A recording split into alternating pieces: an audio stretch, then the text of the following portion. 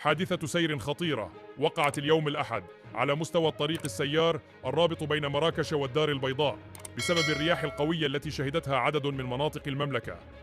وأودت الحادثة حسب مصادر محلية بحياة 3 أشخاص، فيما أصيب 3 آخرين بجروح خطيرة جراء اصطدام عنيف بين حافلة لنقل المسافرين وأخرى سياحية وسيارة خاصة، بفعل ضعف الرؤية على المدى البعيد والمتوسط.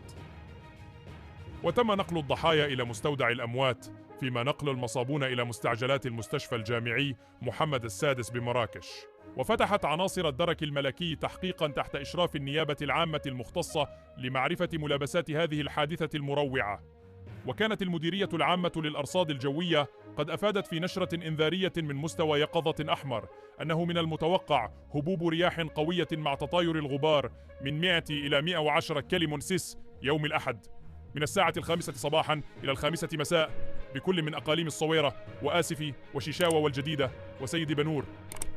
كما توقعت المديرية الظاهرة ذاتها من مستوى يقظة برتقالي من 75 إلى 90 كيلومتر في الساعة بكل من الحوز واليوسفية يوم الأحد من الساعة 5 صباحا إلى 5 مساء، ومن 75 إلى 95 كيلومتر في الساعة